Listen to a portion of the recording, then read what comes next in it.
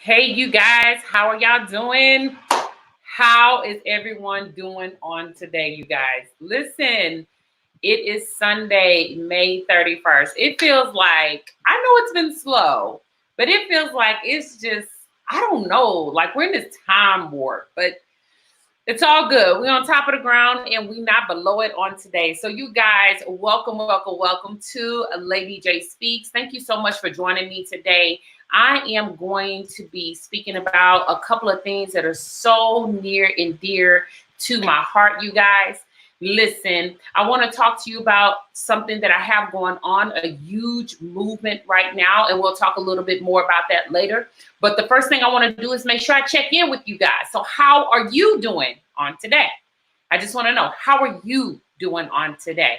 I know there's been so much going on. The news is so crazy. It's just a whole lot to do, a whole lot to see, a whole lot to take in all at one time. I wanted to make sure, even for myself on today, as I got dressed, I was like, you know what?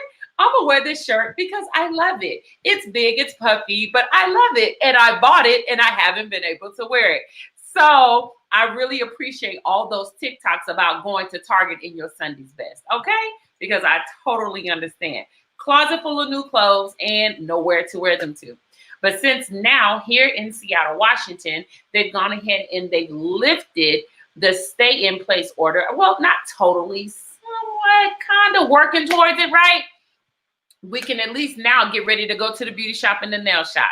And I would just ask that you all do not go to my nail shop until I get a chance to go, okay? Ladies, if we can all just schedule this out and work this out, I'm sure we can all get in.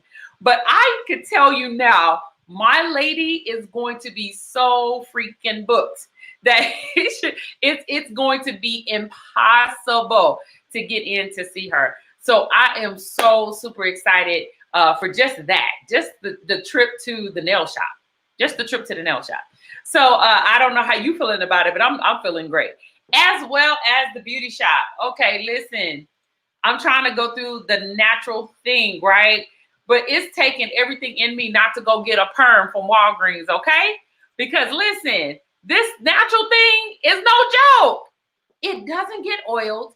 It's super dry all the time. Look, listen, you guys, I am telling you on today, it's taking everything in me to keep along with this journey. But I'm going to stick it out. Not do any perms, and just go ahead and let this wonderful natural journey run its course. So that is where I'm at on today. So you guys, once again, please go ahead and I've already welcomed you, but I meant to tell you to share the broadcast so someone else can get what you are getting on today. I definitely want to make sure that I lend homage and pay homage to all the people that were at the rally on today, the I Can't Breathe rally in Seattle, Washington. It was so amazing. You guys, I can't tell you how amazing it was to see so many people, Black, white, and the other, Pacific Islander, Asian, Hispanic, Indian, at this rally on yesterday, having the most harmonious time. For the most part, before the riot started, it was very, very, very harmonious. So we were just having an amazing time, really filling out the energy. I know a lot of people were like, well, what was, CNN reporting and what was Como reporting? I don't know what they were reporting, but I know that there was a lot of good things that happened on yesterday that perhaps were omitted. And at the last minute, I was asked to go ahead and do a piece. And I was so super like, what in the world? But it turned out amazing. It was great on yesterday to see everyone come out and to see everyone so excited and to see everyone ready to embrace the moment and embrace each other. And I think that that is the most amazing thing. One thing that I really got out of yesterday was that the anger, you knew it was real, but it was palatable yesterday. Although you can sense the camaraderie, you can sense the unity, you could also sense the devastation and the hurt and the pain. And there were people that had experienced this, real life experiences, right? We're rallying behind George. So most of us didn't have a confidential relationship with him. But there were others. Of course, there have been so many cases of Black men and Black women getting killed by the police. And so there were so many passionate, heart-wrenching appeals to the public to get behind not just something that strikes a nerve, but every single case that comes out in the news so that we can be just that much aware. So yesterday, I Can't Breathe was great for me because it was great to see that we as African Americans still have it in us to congregate for something more than a booty shaking concert, a family reunion, and a funeral and a wedding. It was good for me to see that we have much more in us. We have so much more in us than we really realize. And that brings me to something that I want to talk to you guys about that I've started. This has definitely been put into my heart. I truly believe it's going to shake mountains. It's going to go the distance. But it's a movement that's been put in my heart called The Whole Black You. And let me just tell you what that's about. I actually started a blog at thewholeblackyou.com. And I want you guys to go to the website. I want you to read through the blogs. I want you to be able to sign up. Go ahead and subscribe so you can get my blogs. And I'll be doing them every couple of days. And it's on different topics. And so let me just explain to you what The Whole Black You is about. I'm hashtagging everything on Twitter, everything I do on Facebook, just about what hashtag The Whole Black You. I think it's so important. And let me tell you on yesterday what really stuck with me. We as a Black community are yelling, where are we? We're rallying us to show up and to really be a part of this movement for George Floyd. But what I'm asking us to do is to take it further and show up in our communities full time. Come on, somebody. I'm asking us to show up in our communities full time. Hence why I started the Whole Black You movement. It's something when I see a lot of amazing Black people give their money and they give a little part of themselves to our community. But you know what? We're at a time right now where we're hemorrhaging. We're at a time right now where we need so much more, and we cannot afford to be absent or to be partially there. We've got to not be distracted in this hour, and we've got to bring our whole Black selves to our Black community. Do you hear me on today? So this is not just about you showing up to look good. It's not about your money and your houses and your cars. It's not about that. It's about bringing the whole Black you. And what I mean by that is that I say on my blog site, when you go to it, thewholeblackyou.com, is that Black people were born resources. I'm going to say it again. Black people, we were born resources, okay? Our creativity, our ingenuity, our strength, our love, our passion, right? Our hurt, our pain, our joy, our peace, everything, our praise, our worship. Come on, our fight, you know, the way we give, the way we hug, the way we love, everything about us is a resource. And so I say on my blog site that it is so necessary that we show up in our whole selves to our community. And that's what the whole Black You is about. So when you hashtag the whole Black You, what you're saying is that you are selecting and you are agreeing to showing up to your community full, whole, ready to give it all, 100%. One thing that I say on my first blog is that we as African Americans have divested ourselves into so many communities. We have so many things we've divested ourselves into, and it doesn't necessarily, benefit our community. It doesn't. The things that we normally give into sometimes doesn't come back to help our community. We have so many times within our community where we have these special gifts and talents. We go out and get these amazing degrees, but we don't go back and volunteer. There's some people that do it. I'm not saying everyone. Hear me now. Hear me. Not everyone. But what I'm saying is there's a need for us to go back and give what we're learning. Our expertise, that's a resource.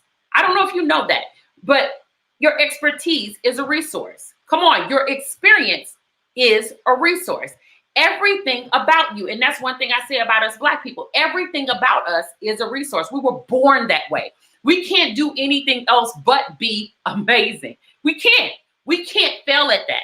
The only time that we fail at that is if we fail to realize it. Okay, so it's necessary on thewholeblackyou.com that you go, you sign up for the movement, and that you go ahead and you be ready to hashtag everything on Twitter. Let's make it go viral, and let's pressure these people to not just throw money at us, not to just throw money at our community, because listen, hear me. It's great that people want to give, and I'm not saying money isn't necessary, but let me tell you something. It would mean so much more if you were to show up to your community 100% and make sure that that girl that's on the street comes off the street. Come on, that you're putting your heart, sweat, and tears into investing into someone else to go a different route in their lives. So thewholeblackyou.com is about not shorting the movement.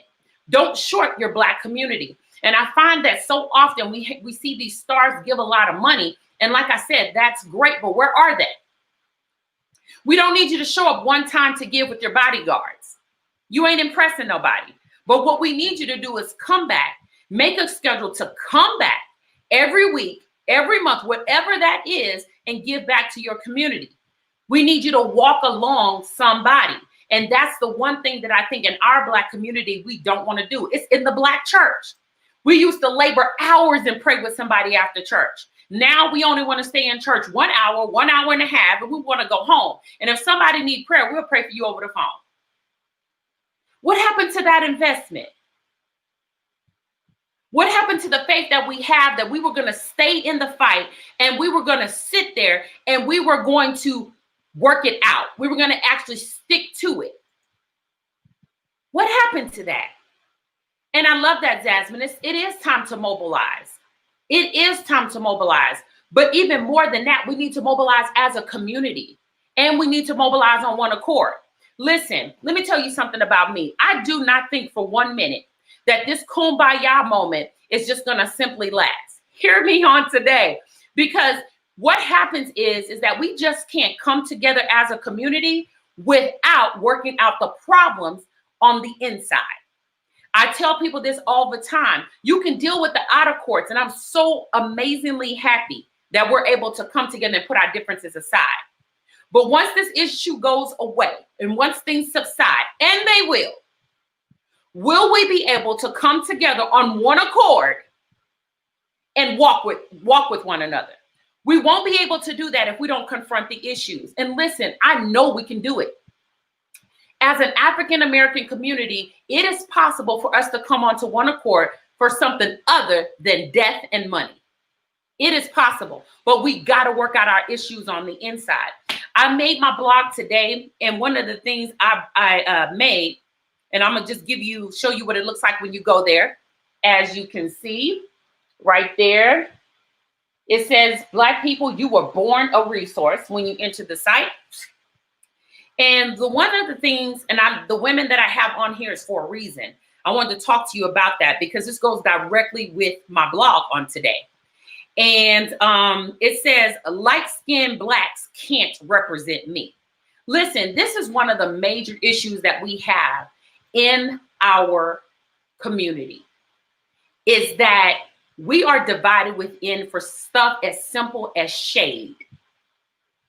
For something as simple as shade. I want us to be able, like I said, to sustain. I want this unity to be sustainable, but the only way for it to be sustainable is not to ignore the issues that we had before it happened within our own community. The only way to be sustainable is to confront what's going on inside so that it doesn't continue to hemorrhage. I'm not one who likes to put things on the side. I'm very confrontational, just in my own nature. And I'm telling you, there's a way to confront issues with one another and still leave each other with our dignity.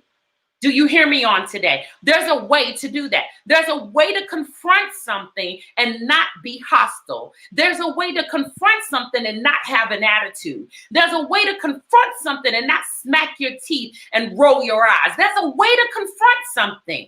And we've been taught we can only confront in one way. That's one reason for the riots. Yeah, it's multiple reasons, but that's also one reason, because once you piss us off, then the only thing we know is how to slap you. See, that's what we've been taught. I'm telling you on today. When I was growing up, the whole biggest thing was that don't cross me because you're going to bring something else out in me. Come on, let's not act like we don't know that as Black people. You know, it's not that we were brought up violent. It's just that we were brought up to not be able to be careful how much we took. And when we're fed up, we're fed up. And so that's what you're seeing in the media right now. We're fed up. And so everyone's heard the song and dance, but do you really know how to do the dance? Okay, everybody can hear the song and dance, but do you really know how to do the dance? See, most people don't want to participate unless we're in glory. See, if this had been a Beyonce concert, we couldn't get people out there fast enough and we couldn't make them go home. Do you hear me on today? But there's other things that we got to unite about other than just the fame and the fortune. There's got to be something else that cements that thing. Do you hear what I'm saying? And I love what Jasmine says. She says, colorism is rooted in racist beliefs and ideology, and we must abandon it. Yes, but before we can abandon it, we got to confront it. We can't act like it's not there. Listen, I had this issue happen when my daughter came and stayed with a couple of her friends. And I just want to read this exchange to you. This is on the wholeblack.com movement. Again, go and subscribe and sign up, you guys. But this right here, I just want to read to you the kind of things that we have going on within our community that we've got to confront before we are able to 100% come together, love one another for real, and stop playing. Do you hear me on today? Because the only time that I don't want to see you is when my face is on the TV. I want to see you when my knees are bended and my face is so swollen from the tears because things are so hard. We got to be able to know how to stick with one another. But we got to get rid of some of this. And you said it, Jasmine, this ideology, this attitude, these things that we've been taught, and we've got to unlearn them. But like I said, the only way to unlearn it is to confront it. And so this blog written on today is called Light-Skinned Blacks Can't Represent Me. You hear that? Light-skinned Blacks can't represent me. So I want you to hear this story real quick, and then we're going to talk about it. My daughter had two friends come in and from Fort Worth, and they were visiting my husband and I. My mom was with us, and we were just having an amazing time. And so we were sitting down and we were talking. And this exchange went on. This is a real life conversation. And this exchange happened. So there were two friends and then my daughter. So here we go. My daughter's friend starts off by saying, well, all I am saying is that white people can be very shady. #facts. My daughter responds, absolutely. And you know this. Friend one says, and that is why I work so hard to represent us well. And my daughter turns around and tells her, you are light skinned. You don't represent me. Let me tell you something. When she said that, I was like, oh my God. I can't believe she said that this light skinned friend of hers doesn't represent her. And Jasmine is my daughter, and she's on here, and she can attest to this. And she said, trauma had me feeling that way for a minute. And this is so real. But this is what's going on among the millennials. So listen to this. My daughter turns to her and says, you are light-skinned. You don't represent me. And I was kind of like, hey, wait a second. Where is that coming from? And my daughter says, she can't represent me. She doesn't look like me. She can't represent my dark skin. Absolutely not. Nope. That's not going to work. And so her friend went on to say something that I had never really heard a Black person say. I've only heard white people talk like this, but her friend was light skinned, and I had never heard this. And she said this to her: I can't win for losing. I ain't Black enough for the Black people. I ain't white enough for the white people. I feel like I don't belong sometimes because people judge me off of my hair and my skin color all the time. I deal with problems of acceptance just like you. White people still see me as Black. Trust me. And that's one thing that she responded back to her. And then my daughter said, you won't and don't have the problems we have. You can't tell me that. Dark-skinned girls are overlooked all the time and not seen as pretty as someone that looks like you. So no, you can't represent me, point blank, period. If I saw you on TV, I would not feel like you would be a Black woman I could identify with. Listen, when this George Floyd thing goes away, these are the kind of things that lay within our community and eat away at it and cause us to divide. Something as simple as this, and it sounds simple, but it's really not. It's rooted in a whole lot of hurt. It's rooted in a whole lot of insecurity. It's rooted in a whole lot of pitting, light-skinned Blacks against dark-skinned Blacks. It has a lot to do with the whole house nigga mentality. You understand what I'm saying? And so who's in the house and who's in the field? And if we want to make sure that our community is strong after this issue with George Floyd, we're going to have to deal with our community head on with one another. And that's going to take some healing. We're going to need some time to recuperate from this, so that we aren't killing each other from the inside out. And that's what a lot of posts were about. They were just talking about the fact, well, we talk about white people kill us, but what about what we do to each other? And it starts with some stuff like this. One dark-skinned girl to one light-skinned girl saying, you can't represent me because your skin is too light. It sounds simple, but this very issue is the reason why we are so divided as a people in a lot of realms, at a lot of levels. Just as women, it's hard for us to even appreciate one another because we can't get over the looks department.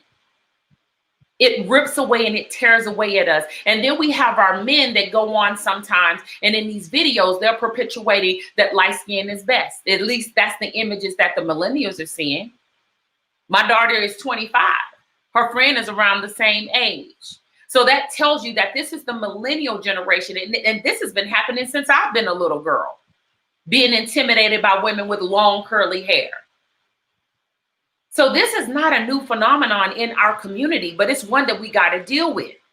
If we expect after George Floyd for us to be able to come together and be united, for real, with the real love, with the genuineness, with the authenticity, this has got to be dealt with. We've got to begin to come together and confront the colorism that we deal with within our community.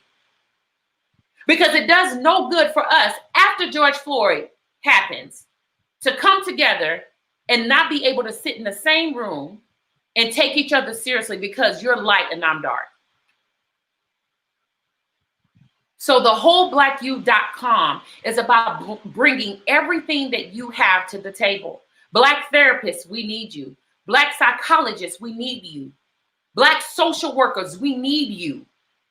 Your community needs the whole Black you. They need your experience. There's someone that needs to know how to maneuver the waters with an all white, a room full of all white classmates. They need the whole Black you.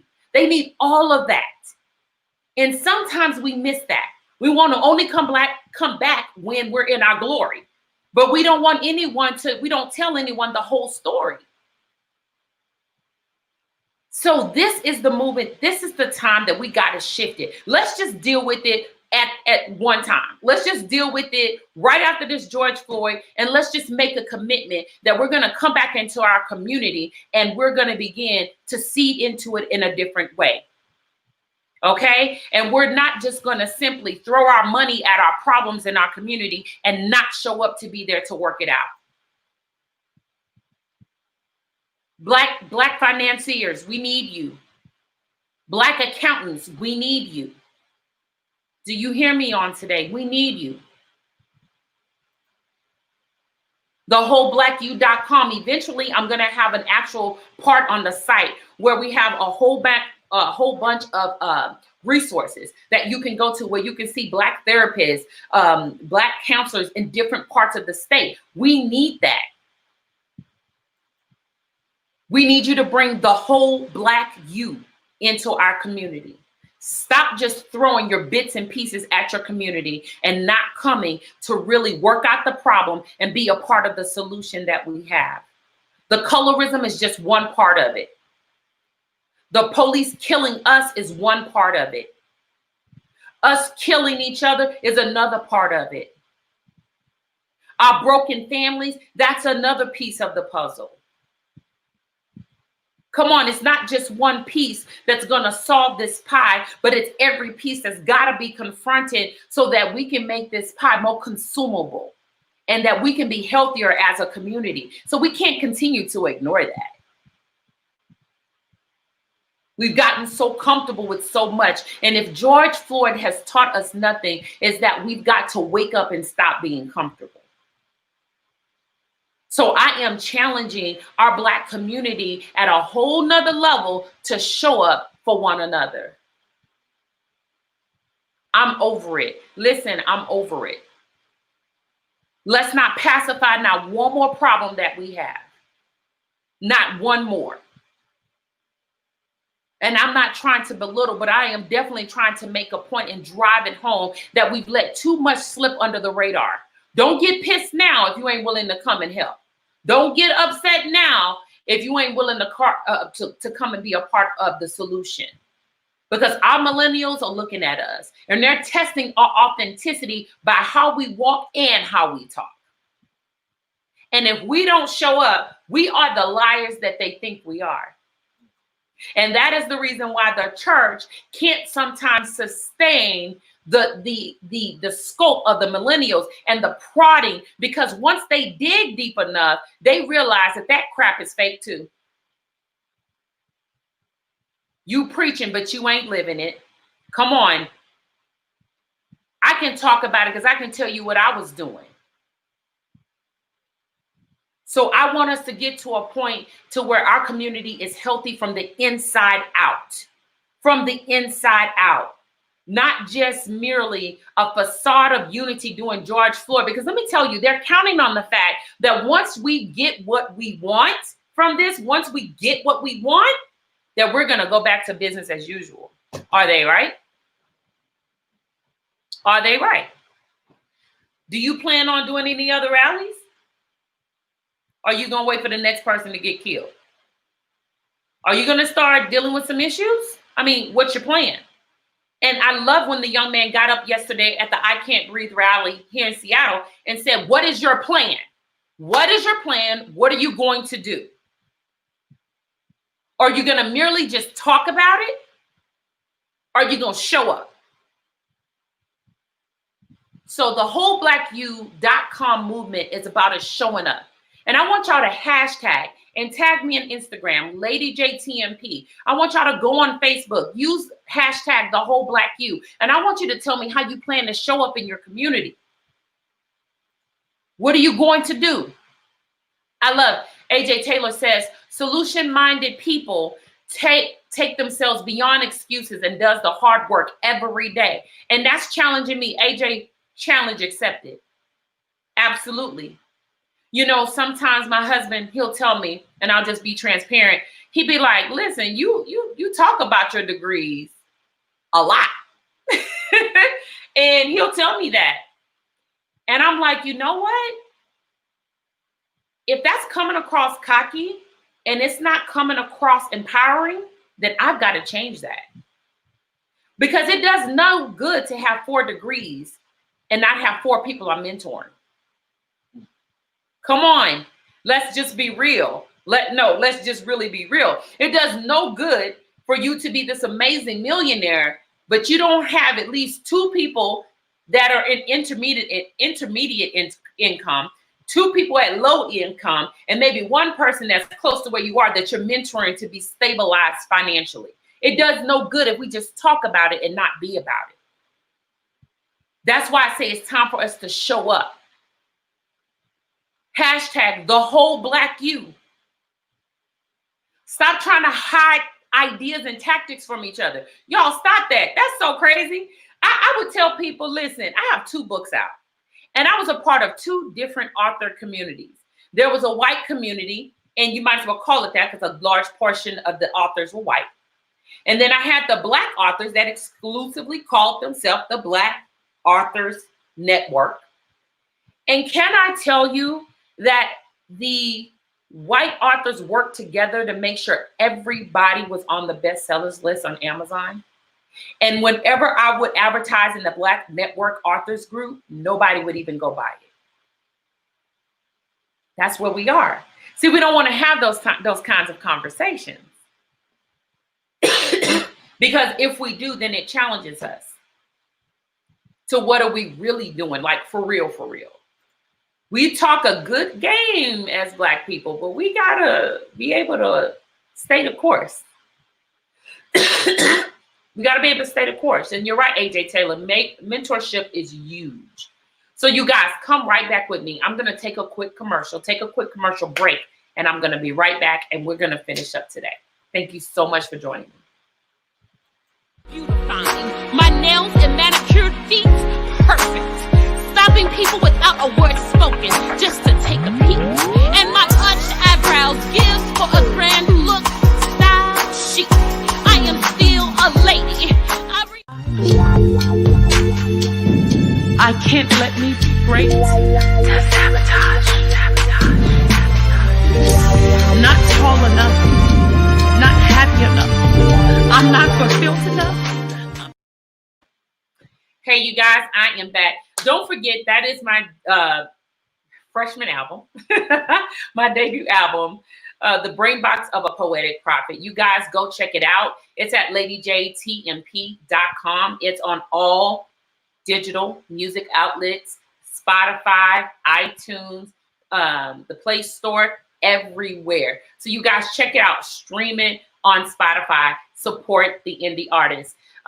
So definitely check that out. You guys, so let's get back to the topic. So we just finished talking about my movement, the whole Black you, where I'm challenging us to not bring ourselves in bits and pieces to our community and unfortunately divest ourselves in every other type of community and forget about ours and forget that we have to show up 100% mentally and emotionally ready to deal with our community. I want to go back to something that I wrote on the blog so that you can hear it. And I want you to be able to go to thewholeblackyou.com. I want you guys to be able to sign up, subscribe, so that you can get the alerts when I do drop a blog. And then I'm evolving this blog to be something so much bigger, where I do want us to be able to take a look at some Black resources that actually pan out to be something. And then I want to actually begin mentorship. That is something that I participate in myself. I did it this past summer, where I assisted in different things that I did, and it was so fulfilling. So we've got to give back to our millennials. And I'm gonna say this, and a lot of people I don't think they understand when I do say this, but I know it's important to give back to our millennials. But there's a middle part that we forgot about, and it's a 35 to 55 range. And sometimes in our community, we're kind of ageist, where we throw away those when they get older, we kind of put them in a certain category or group and act like they don't have anything else to give to our society. You know, we sometimes even do it as African Americans, that the only thing they're good for is maybe a good meal or, you know, a good hug. But they had dreams once upon a time too. They had dreams. They had gifts, they have talents, they have abilities. That 35 to 55 range, I'm very tender about that because that's my age range. And I'm telling you now, sometimes people will cast that off and say, well, no, let's just bank on the future. Yes, you can bank on the future, but guess what? You need the stability of the middle to be able to lay the foundation and teach. And be able to teach. And so that's why mentorship is so important, because that 35 to 45 not only has the ability to still be amazing people, to still reach dreams and do amazing things and change the world. That's still in those generations. But we also need to be able to teach those that are coming behind us. And sometimes that's the only way people will learn.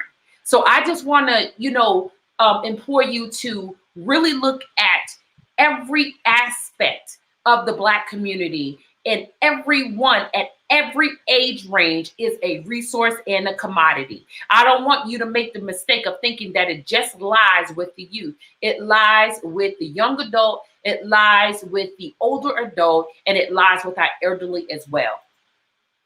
Okay? It lies there. Those resources lie there. That wisdom lies there. I don't want you to get caught up that it's just with the millennials. Of course, we got to invest and we've got to make sure they're good, but it does no good if they see a whole bunch of people that are just has-beens and living lives that are depressed and dejected and abandoned and sad, and that does nobody any good, right? It's not a good example. So we've got to make sure that we're standing up, that we're taking our part in this world as well, and that we are stepping up in our own lives and creating some wonderful things that we can teach about and that we can exemplify. That's so important. But one thing that I want to leave you with on the Black You, the whole blackyou.com movement is this. I say this on the website. I say we were born resources. Black people, we are our biggest resource because we are resources. We can not afford to not pour our entire being into our communities. So because we are resources, we can't afford not to pour our entire beings into our communities. Our African American communities need the whole Black you. The whole Black You movement is to emphasize the importance of not just bringing the money into the community, like I said so many times before, but to bring you.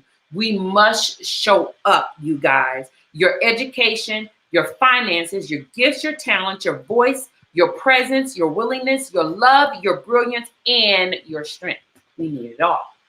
We need it all. So I want to leave this broadcast today letting you know that you're amazing. We're going to get through this. It was so unfortunate what happened to Mr. Floyd. Nobody should have to go through that.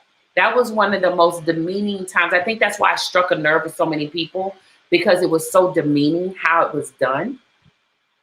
It was beyond inhumane. I don't know if it's a worse word. People kept saying it was like an execution. Some people said a lynching. I just saw that as the most disrespectful way to treat a human life. And even the way that they loaded him on the gurney, it was just like he was a pack of meat. It was just so belittling, and it left with no dignity. And that's the chord that it struck. And I don't think sometimes people really get it, is that sometimes it's not what you do, it's how you do it. And they did a crappy job that day of being human beings. They did a crappy job that day of showing up as rescuers and heroes in our community. They were absent on the job. And that's the reason why we can't afford to be absent in ours. That's the reason why we can't afford to not show up in our Black communities. 100% attentive, accounted for, and ready to move forward. You guys, There's not an option. This is the time. This is the time that we've got to step up like never before. And AJ Taylor, you said it. It's time to step up. Step up. If y'all get tired of hearing it, that's because we ain't doing it. Don't let this time slip by. This moment right now where we are, where people are ready to do something, let's plug something in there that can begin to heal our community from the inside out so that we can move forward healthier. That way we can begin to turn around some of these statistics that we've created. See, we can't blame them for what they've done, but we can also we need to take responsibility for the statistics that we've created for us as a community. We also got to take responsibility for that. And I realize right now, this ain't necessarily the time to launch that, but this is the time to launch where we are responsible for taking care of the health of our community. And it's time to move in that. So you guys, listen, I have 2 books that you can go get. One book is called Hope Exposed. Listen, it talks about how to employ the commodity of hope. It's an amazing book. It has a journal on the inside. It is located on Amazon.com, the digital version. So you guys can go in there, check that out, download it. You can always send me feedback at ladyjtmp@gmail.com. And you can always let me know if there's something that resonates with you, questions, concerns. You can always shoot that out to me. And then my second book that I just released last year, July 2019, is It's Okay to Be a Good Girl. You can check a few broadcasts back where I actually talk about this book. And one of the chapters in there is Good Sex versus God. I give a very candid look into being a woman in this day and age and having to make a choice between morality and popularity.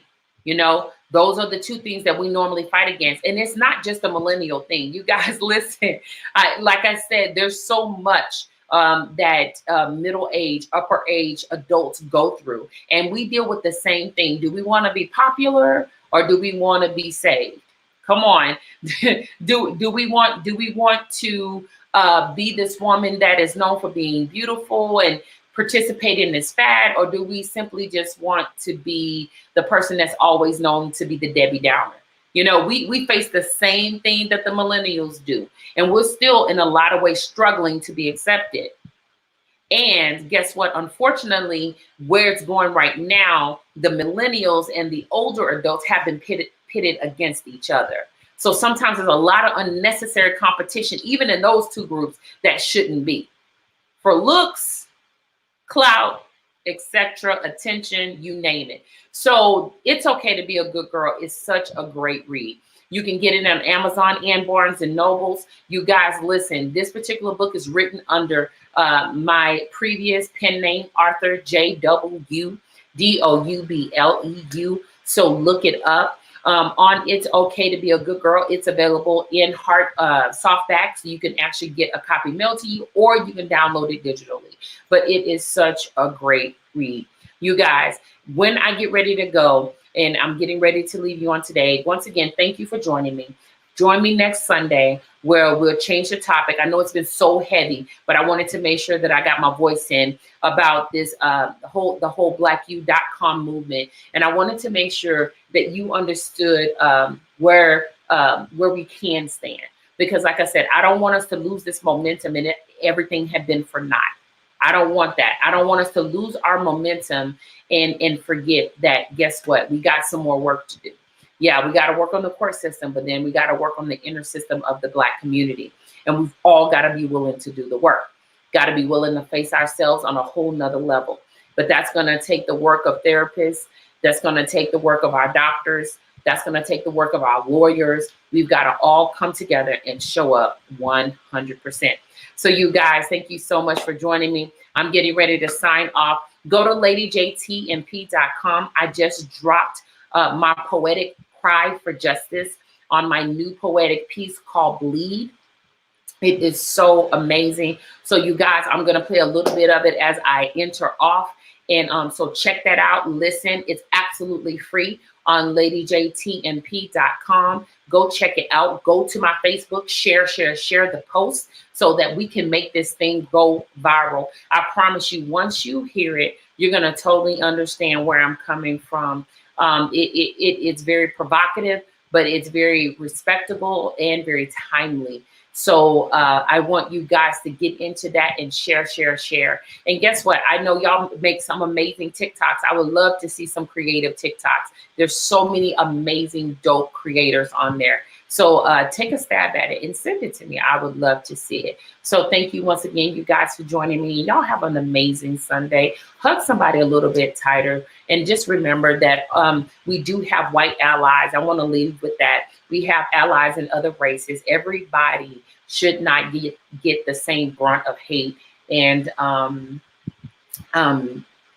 intensity and venom that we have for those that are in control making these laws. We want to be fair to everybody, but we do want to take care of one another first. And I think it's okay to take care of us right now and still receive the support needed from our white allies and from other members of the community and other ethnicities. So I think that's absolutely necessary. So you guys, thank you so much. And join me next week with Lady J Speaks at 3 p.m. Pacific Standard Time. Bye-bye. Black forefathers still crying. Shh. Listen. We don't need guns if we know how to love. We wouldn't. We don't need cameras if we had trust. I gotta keep filming. I bleed like you. I bleed like you. I do. You bleed like me. You bleed like me. You We do. don't need guns if we know how to love. We wouldn't. We don't need cameras if we had trust. I won't stop filming. See, I bleed like you. I bleed like you. I do. Bleed like me. You do. I thought you wouldn't stop me if my car was just as nice as yours. I thought it would show you just how hard I worked, or White people. pull me over and ask for the proper paperwork. You already had an agenda. Yep. Knowing I couldn't be as much of a threat to you as you are to me. But that didn't stop you from emptying your clips into me. No. Now my running scares you. Whether it's running to you or from you, I can't live. If I follow your command, holding my baby in my hand and still end up dead, I can't live. If I stop and turn around slowly, you are still scared of me. You kill me, kill me, kill me. I can't live. I can't live. Shh. Are you listening? Our black men feel haunted. We're angry. Black women taunted. We're angry. Our black children uncertain. They're angry. Black forefathers still crying. Then angry. Stop killing us. Stop killing us. We don't need guns if we know how to love. We don't need cameras if we had trust. I bleed like you. I bleed like you. You bleed like me. You bleed like me. We don't need guns if we know how to love. We wouldn't. We don't need cameras if we had trust. Think about it. See, I bleed like you. I bleed. We all bleed the same. You bleed like me. You bleed. Yes, we do. Black people, it's time that we stand unified. It's time. It's more than about our money, house, and our cars. It's Think about it. bringing our love, our heart, standing in solidarity. Solidarity. We need the whole black you. The whole black the you. whole black me. The whole black me. Hashtag Black Lives Really Do Matter. Yes. Hashtag the whole black you.